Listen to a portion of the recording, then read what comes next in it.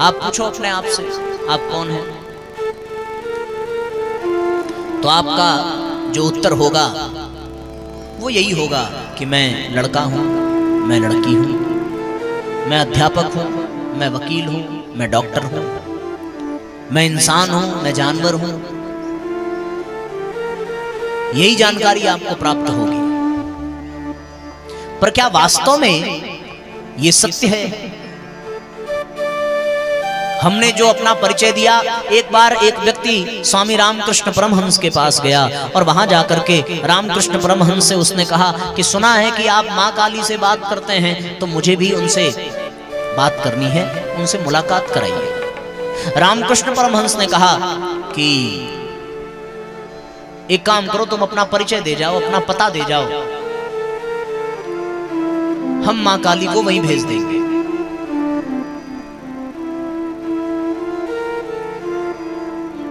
उस व्यक्ति ने अपनी जेब से कुछ निकाला, अपना विजिटिंग कार्ड वगैरह निकाला होगा, कागज कलम निकाला होगा, लिख करके दिया। ठाकुर ने कहा कि ये तो तुम्हारे घर का पता है। मैंने घर का पता नहीं पूछा, मैंने तुम्हारा पता पूछा। तो उसने फिर से विचार किया और उसने कहा कि घर का पता ही मेरा पता है। बोले घर का पता तुम्हारा पता कैसे हो सकता है भाई? तुम घर पे, मैंने माँ काली को भेजा और तुम घर पे नहीं रहे, तो घर से तो मिलना नहीं है, मिलना तो तुमसे है, तुम अपना पता बताओ। तो उसने कहा मैं घर पे नहीं रहूंगा, तो मैं ऑफिस में रहूंगा, ये मेरे ऑफिस का एड्रेस है। ठाकुर ने फिर मुस्कुराते हुए कहा कि ध्यान दो, मैं तुम्हारे ऑफिस का पता नहीं पूछ रहा हूं, मैं तुम्हारे घर का पता नहीं पूछ रहा हूं, मैंने पता पूछा है तुम्हारा। तो उसने अपनी ओर इशारा किया कि मैं तो ये हूं, मेरा पता ये है। बोले ये तुम्हारा पता नहीं है, तुम जिस ओर इशारा कर रहे हो ये तुम्हारा शरीर है, ये तुम्हारे शरीर का पता है कि तुम गोरे हो, तुम काले हो, तुम लंबे हो, तुम छोटे हो, तुम दुबले हो, तुम पतले हो, तुम मोटे हो। ये किसका पता है? ये तुम्हारे शरीर का पता है। इससे कहां तुम्हारा पता चल रहा है? यदि तुम ये कह दो कि मैं डॉक्टर हूं, तो ये तो तुम्हारे पद का पता हुआ। यदि तुम ये कह दो कि मैं वकील हूं, मैं अध्यापक हूं, तुम ये कहो कि मैं लड़का हूं, मैं, तो इससे तुम्हारे जेंडर का पता चल रहा है, तुम्हारे पद का पता चल रहा है, तुम्हारे नाम का पता चल रहा है, तुम्हारे शरीर का पता चल रहा है। तुम्हारा पता कहां है? घर के पते से काम नहीं चलेगा, मकान के, दुकान के पते से काम नहीं चलेगा, शरीर के पते से काम नहीं चलेगा। जब वो व्यक्ति निरुत्तर हो गया तो स्वामी रामकृष्ण परमहंस ने कहा कि भैया, जिस दिन तुझे तेरा पता चल जाएगा उस दिन तुझे मां काली वहीं मिलेंगे, कहीं जाने की जरूरत नहीं पड़ेगी, वहीं पाओगे। जिस दिन हम स्वयं को खोज लेंगे उस दिन परमात्मा वहीं रहेगा, कहीं अन्यत्र नहीं रहेगा। हम कौन हैं, हम स्वयं को नहीं पहचान पाते, और ये स्वयं के प्रति अनजान होना ही समस्त मोह माया और पापों के प्रति जो है। एक बार एक संत रास्ते से गुजर रहे थे, किसी ने उनसे उनका नाम पूछा होगा, उन्होंने बड़ा गजब का उत्तर दिया। उसने कहा इस शरीर को इस नाम से पुकारते हैं। नाम किसका होता है? शरीर का होता है। कोई लोग पूछते हैं कि भैया आपका घर कहाँ है? घर कहाँ है? मेरा, हम जिस घर में रह रहे हैं उस घर में हमारा शरीर रह रहा है। अगर वास्तव में वही हमारा घर होता तो हमें उसको छोड़ करके कभी जाने की जरूरत नहीं पड़ती।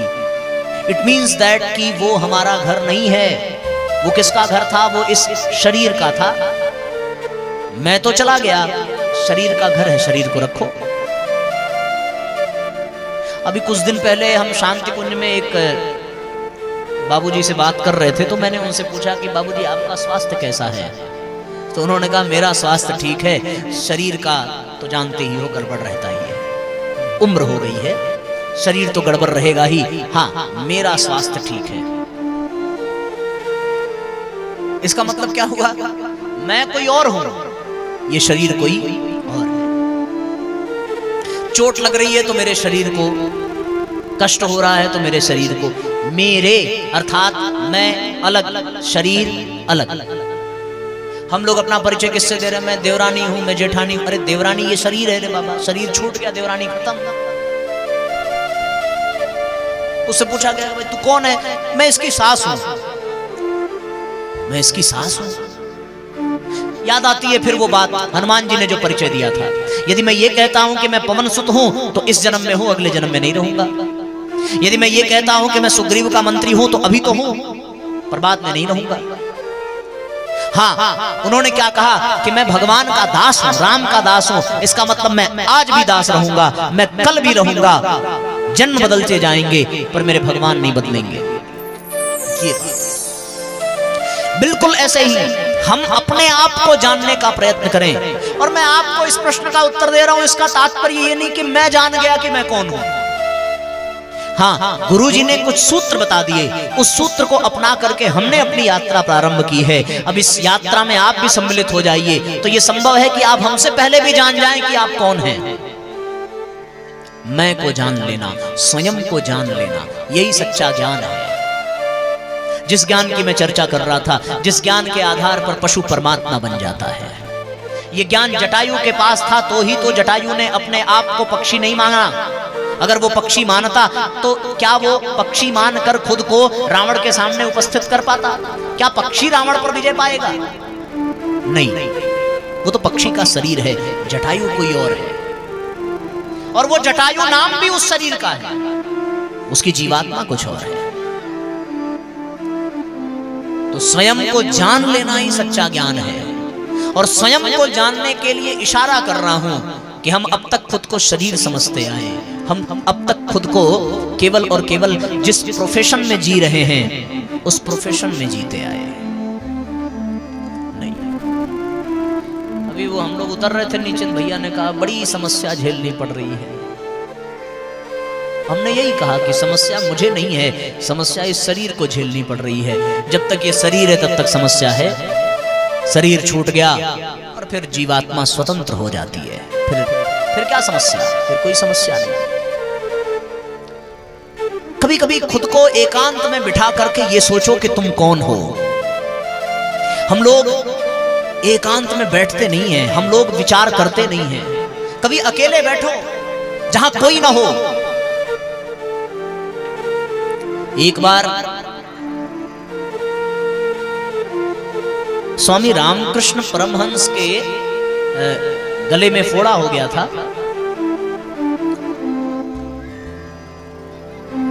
तो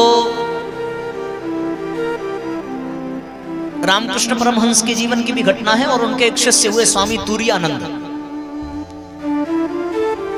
तुरायानंद जी के भी जीवन की यह घटना है।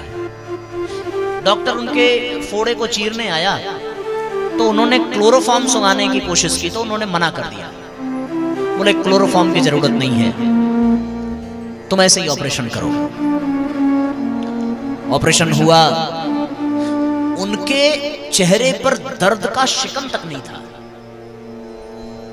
बिना क्लोरोफॉर्म के ऑपरेशन हुआ, एकदम दर्द का कोई निशान नहीं था। डॉक्टर बड़ा हैरान हुआ। 2-4 दिन बाद फिर ड्रेसिंग करने आने की जरूरत पड़ी। तो अब की बार उसने बिना ठाकुर को बताए ड्रेसिंग की, और जब पट्टी हटाई तो देखा कि मांस का एक टुकड़ा लटक रहा था। तो उसने सोचा कि कैंची लेकर के काट दूं। फिर सोचा क्लोरोफॉर्म लगाने की जरूरत है नहीं, क्लोरोफॉर्म लगाऊंगा तो ये मना ही करेंगे, मैं ऐसे ही काट देता हूं। उसने जैसे ही लगाया औजार अपना काटने के लिए, बड़ी जोर से ठाकुर चिल्ला पड़े, दर्द के मारे कराह उठे। डॉक्टर कांप गया। अरे कल पूरा ऑपरेशन किया था, एकदम दर्द नहीं हुआ, आज ये क्या? तो ठाकुर ने कहा कि तुमने बताया क्यों नहीं कि तुम काटने जा रहे हो? क्या फर्क पड़ता है? ठाकुर ने कहा कि फर्क पड़ता है। यदि तुम बता देते तो मैं अपने आप को इस देह से ऊपर कर लेता, फिर इस देह का दर्द मुझे स्पर्श नहीं कर पाता।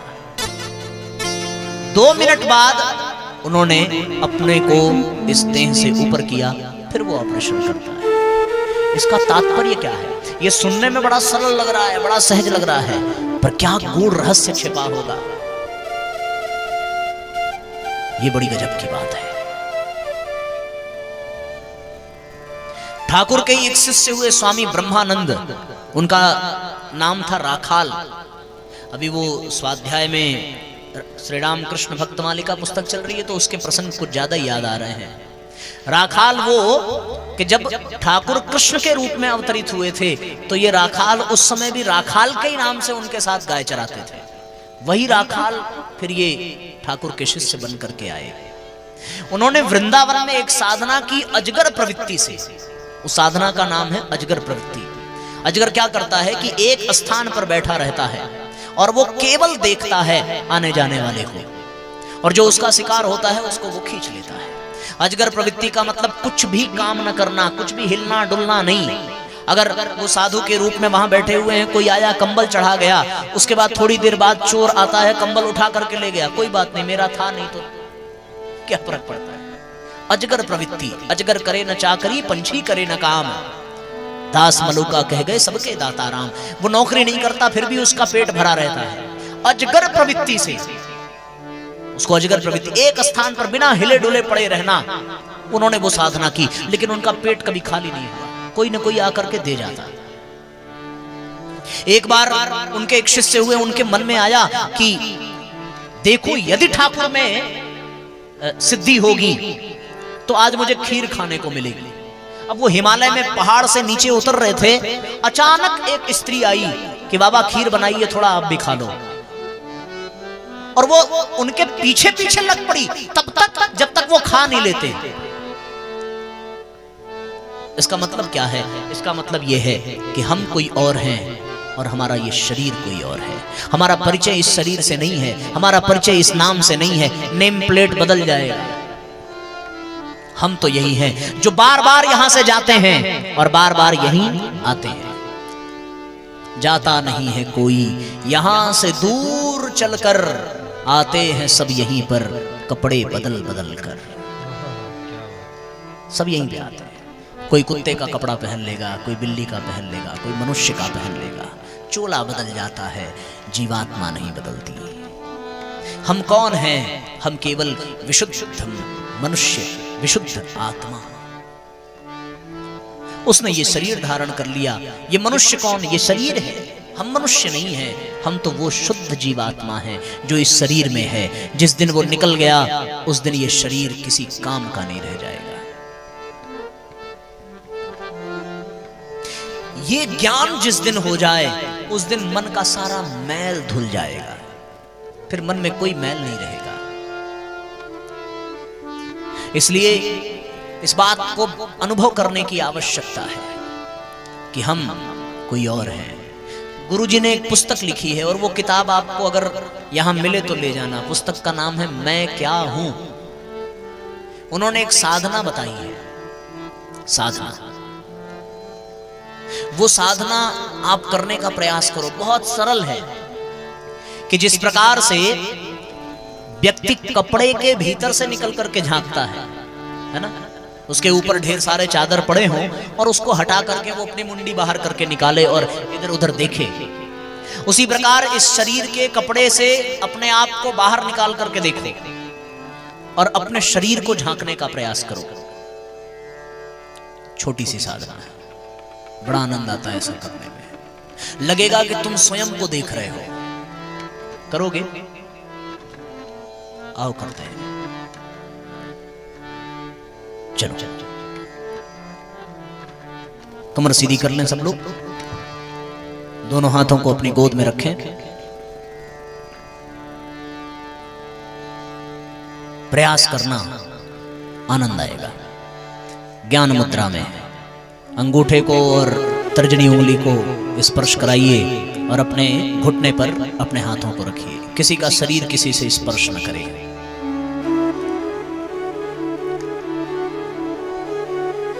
सब लोग परम पूज्य गुरुदेव के चित्र की ओर देखें और देख करके धीरे धीरे अपने नेत्रों को बंद कर लीजिए। एकदम शांत हो जाइए, एकदम स्थिर।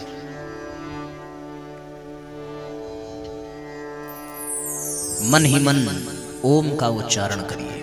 मन ही मन। न जीभ हिले, न कंठ हिले, न जिह्वा हिले, न शरीर हिले। एकदम स्थिर शांत चित्त। भाव करिए कि आप मां गंगा के तट पर विराजमान हैं। गंगा का पावन तट कलकल छल छल बहती हुई जल की धारा।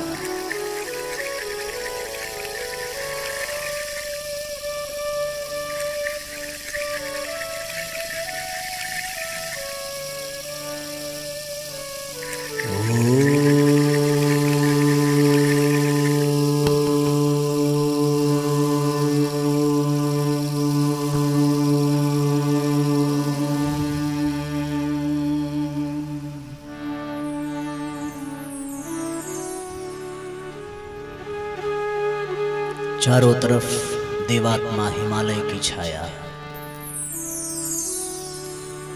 सामने निर्मल गंगा जल बह रहा है। सुंदर वन में खिले हुए सुंदर सुंदर पुष्पों के बीच आप पत्थर की एक शिला पर बैठे हैं। पक्षी चहचहा रहे हैं। सूर्य निकल चुका है। सूर्य का प्रकाश आपके शरीर को घेरे हुए है।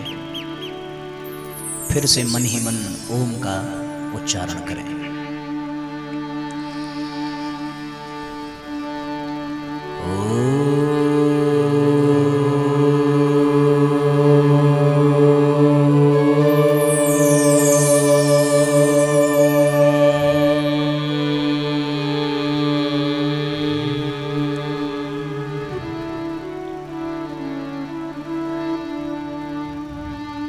अब आप अपने शरीर को वहीं बैठे रहने दें और स्वयं उठ करके खड़े हो जाइए।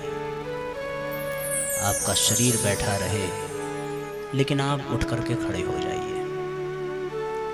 शरीर को छोड़कर शरीर से बाहर निकलिए। शरीर वहीं रहने दें और आप गंगा जल में स्नान करिए। अपने हाथ धुलिए, अपने पैर धुलिए, अपने शरीर को नहलाइए और भगवान सूर्य को अर्घ्य प्रदान करिए।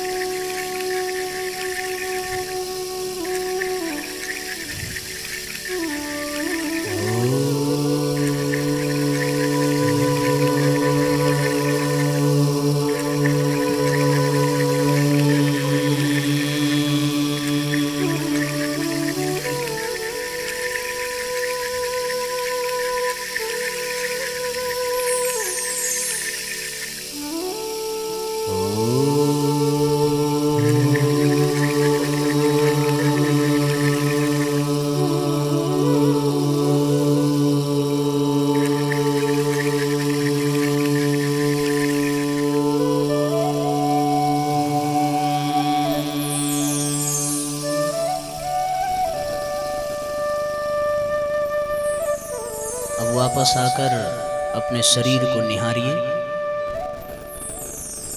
आप अलग हैं, आपका शरीर अलग है। अपने शरीर को निहारिए और अपने शरीर को वहीं पड़ा रहने दीजिए।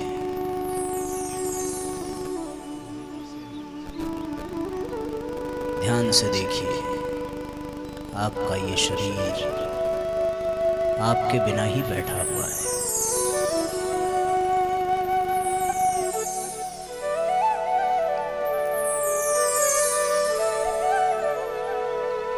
आसपास दृष्टि करें, चारों तरफ हरियाली ही हरियाली है। जगह जगह सुंदर सुगंध, सुंदर वायु बह रही है। सूर्य की किरणों से हिमालय की चोटियां स्वर्णिम बर्फ से ढकी हुई सुंदर लग रही है।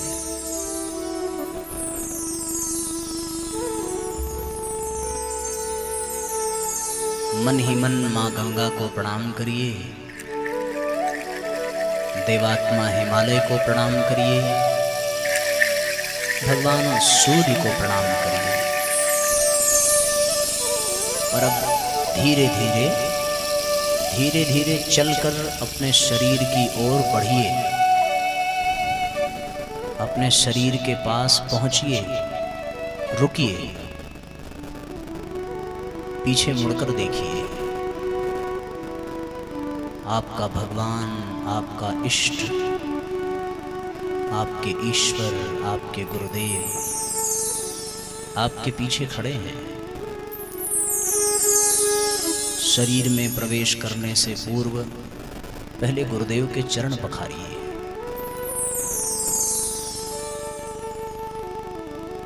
गुरुदेव को दंडवत प्रणाम करिए, आशीर्वाद लीजिए।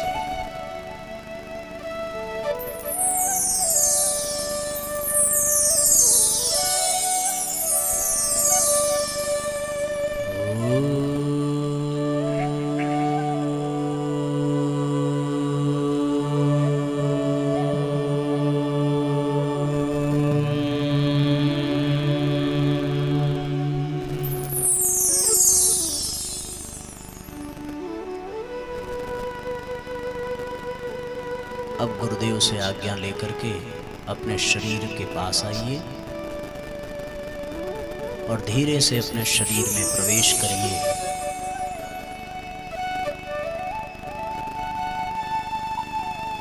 हमारे साथ साथ ओम का उच्चारण करिए।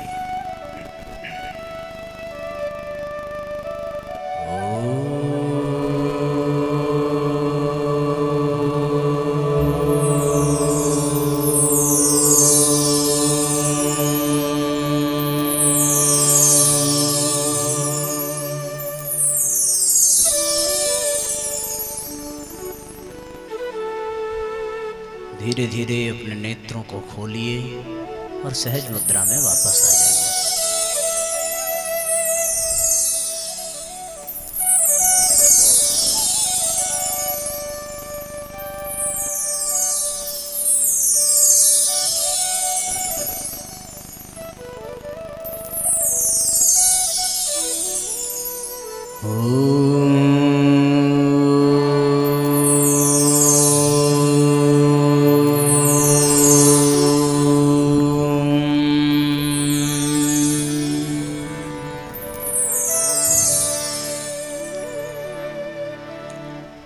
किसने किसने किया? हाथ उठाओ जरा। सबने किया? नीचे करो। ऐसा लग रहा था कि हम अपने शरीर को देख रहे हैं, लग रहा था कि हम शरीर से अलग हैं। इसका मतलब क्या हुआ कि हम कोई और हैं और ये शरीर कोई और है। तो एक बात तो पता चल गई कि हम वो नहीं हैं जो आज तक हम समझते आए, पर हम हैं कौन ये समझना अभी शेष है।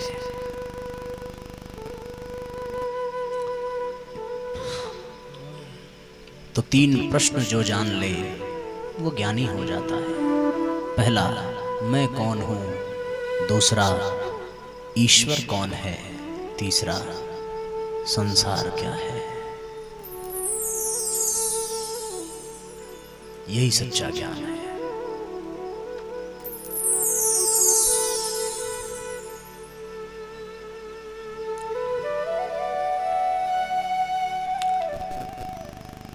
ऐसा लग रहा है कि कुछ बोला ना जाए, बस ऐसे ही बैठ करके ध्यान किया जाए और इस तंद्रा से बाहर निकलें। समय संकेत कर रहा है आरती करने के लिए।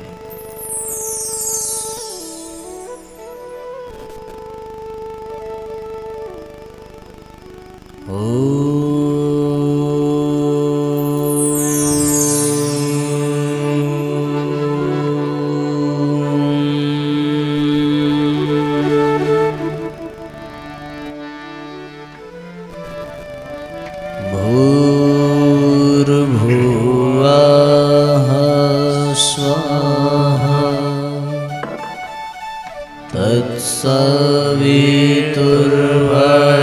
तत्सवितुर्वरेण्यं भर्गो देवस्य धीमहि धियो यो नः प्रचोदयात्।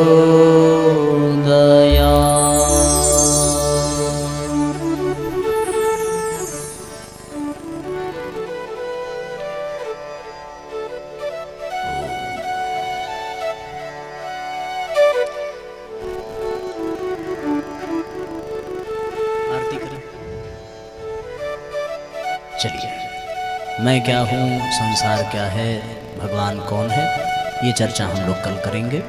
आइए आज के सत्र को विराम दें। सभी अपने स्थान पर खड़े हो जाएं, एक साथ आरती करें।